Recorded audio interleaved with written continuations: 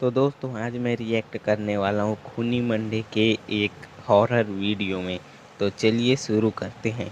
हम हर हफ्ते बड़ी मेहनत से आपके लिए एक दिल दहला देने वाली एनिमेटेड हॉरर स्टोरी बनाते हैं। तो अगर आप हमारी यानी खूनी मंडे चैनल की कहानियां एंजॉय कर रहे हैं तो हमारे चैनल को सब्सक्राइब कीजिए और हमारी हाँ लेटेस्ट दोस्तों, वीडियोस इसके की साथ साथ मेरा नोटिफिकेशन के भी लिए चैनल बेल सब्सक्राइब आइकन कर दबाना मत लीजिए। भूलना। तो ये देखिए हमारा स्टार्ट हो रहा है हॉरर स्टोरी, और ये देखिए इनका भूतिया इंट्रो, फ्लैट। और ये देखिए वो भूतिया 1991 फ्लैट इसका में नाम। सचिन के पापा विनोद अपनी पुरानी जॉब छोड़कर एक नई जॉब करने लगे, जिसके सिलसिले में पूरी फैमिली को उत्तर प्रदेश के फैजाबाद में शिफ्ट होना पड़ गया।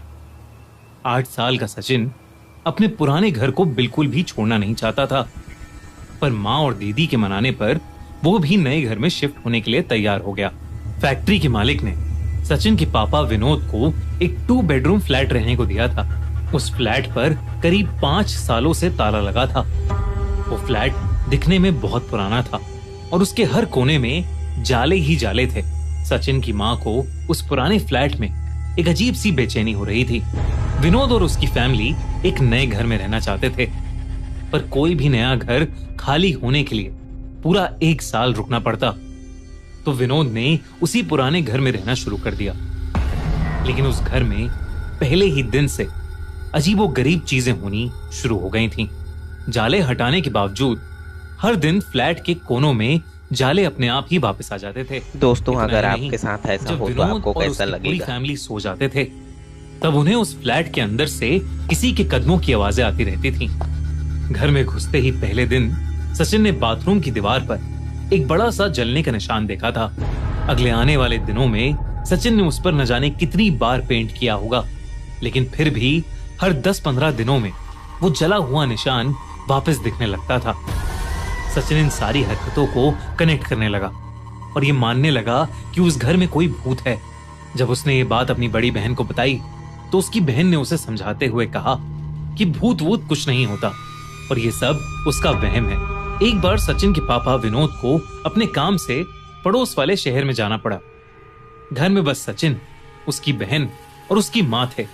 दोनों बच्चे अपने रूम में सो रहे थे और माँ अपने बेडरूम में। रात के करीब 1 बज रहे थे और सचिन की माँ की नींद बार बार टूट रही थी। उस रात भी फ्लैट के अंदर से कदमों की आवाजें आ रही थीं। धीरे धीरे वो आवाजें बहुत जोर से आने लगी और उसी के शोर की वजह से सचिन की माँ की नींद टूट रही थी। तभी सचिन की माँ को अपने कमरे की खिड़की के पास कुछ दिखा। कोई तो अगर आप इंसान ऐसा कुछ उनके देखें तो फ्लैट आपका की खिड़की रिएक्शन पर कैसा खड़ा होगा? अंदर की ओर झांक रहा था। सचिन की माँ ये देखकर बेहद घबरा गईं। उन्हें लगा कि शायद घर में कोई चोर घुस आया है। सचिन की माँ ने पास में रखा लैंप अपने एक हाथ में लिया और दूसरे हाथ में टॉर्च। हिम्मत करके वो खिड़की के पास जाकर खड़ी हो गईं। लेकिन जब उसकी माँ ने खिड़की के बाहर टॉर्च मारी तो उनके होश उड़ गए। उस इंसान के चेहरे की खाल अरे जली भाई, हुई इसे थी देख के तो और कोई उसकी जिंदा ही चेहरे नहीं रह की पाता। हड्डियां कैसे दिख रही थीं देखा होगा और इसको? वो इंसान उसकी माँ की ओर ही देख रहा था। ये देखते ही उसकी माँ के हाथ से टॉर्च नीचे गिर गई और वो भागती हुई अपने बच्चों के बेडरूम में गई और सारी लाइट जलाकर डर के मारे रोने लगी। अपनी माँ की ऐसी डरी हुई हालत देख सचिन की बड़ी बहन ने उस सोसाइटी के सिक्योरिटी गार्ड को बुला लिया। जब वो घर में आया तो सचिन की माँ ने उसको पूरा किस्सा बताया, जिसे सुनकर वो भी घबरा उठा। लेकिन जब उसने घर की तलाशी ली तो वहां कोई भी नहीं था। सचिन की माँ ने भी उस हादसे को एक बुरा सपना मानकर भुला दिया।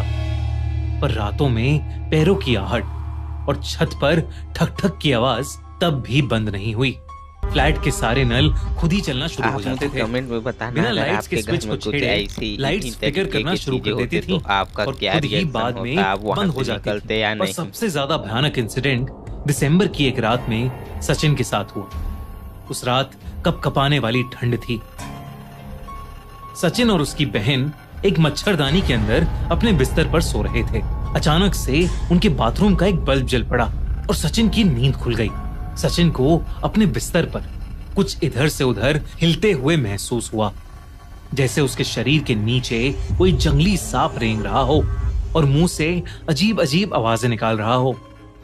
सचिन घबरा गया और उसने अपनी बहन को उठाने की बहुत कोशिश की, लेकिन वो हिल भी नहीं पा रही थी।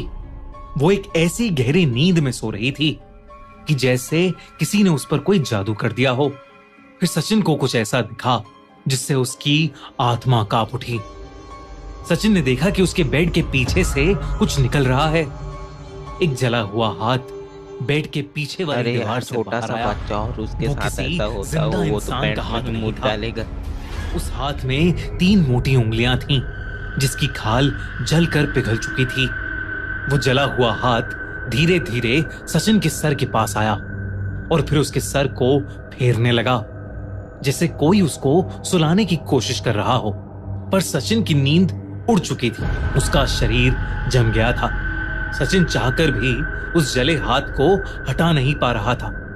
कुछ मिनटों बाद वो हाथ अपने आप वापस चला गया और सचिन कंबल मुंह पर डालकर शौक में लेटा रहा। उसकी पैंट गीली हो गई थी क्योंकि उसने देखा भाई, के मैंने मारे पहले ही बेड बोला में था, यूरिन कर दी। छोटे बच्चे के साथ ऐसा पूरी हो तो वो रात पैंट में ही सचिन को मुंह बेड के डालेगा। नीचे कोई रेंगता हुआ फील होता रहा, लेकिन वो डर के मारे कुछ नहीं कर पाया। अगली सुबह सचिन ने ये इंसिडेंट सबको बताया। सचिन की मां को अब समझ आ गया था कि वो फ्लैट वाकई भूतिया है। उन्होंने फौरन विनोद को फोन करके वापस बुलाया और उसी दिन उनकी पूरी फैमिली कंपनी के गेस्ट हाउस में शिफ्ट हो गए और उन्होंने वहीं रहना शुरू कर दिया। कुछ दिनों बाद उन्हें किसी से उस फ्लैट में रह रहे पुराने किराएदार के बारे में पता चला। 5 साल पहले वहां एक केमिकल इंजीनियर रहता था और एक बिजनेस ट्रिप के दौरान उसका एक भयानक एक्सीडेंट हो गया था। उसकी मौत की खबर सुन के उसके पिता को बहुत सदमा लगा था। जब उसकी डेड बॉडी घर पहुंचने के रास्ते में थी तो उसके पापा ने खुद को बाथरूम में आग लगाकर जला लिया था। यही वजह थी कि बाथरूम की उस दीवार पर एक बहुत बड़ा जलने का निशान अरे था। भाई, यही कहानी है इस भूतिया उन दोनों घर की का। bodies की ये अंतिम तो बहुत क्रिया ही साथ में की बुरा गई। हुआ इन लोगों के पर 5 साथ। साल बाद बदकिस्मती से सचिन की फैमिली को वही फ्लैट अलॉट कर दिया गया था, जिससे पहले वो घर हमेशा बंद ही रहता था। अपने नए घर में सचिन दिन रात कनेक्शन बनाता रहता था कि शायद उस रात जो जला हुआ हाथ उसने महसूस किया था और जो जला हुआ इंसान उसकी मां ने देखा था, वो उसी केमिकल इंजीनियर के पिता की आत्मा थी जो शायद अपने बेटे को ढूंढ रही थी। आपको क्या लगता है? हमें कमेंट्स में जरूर बताइए।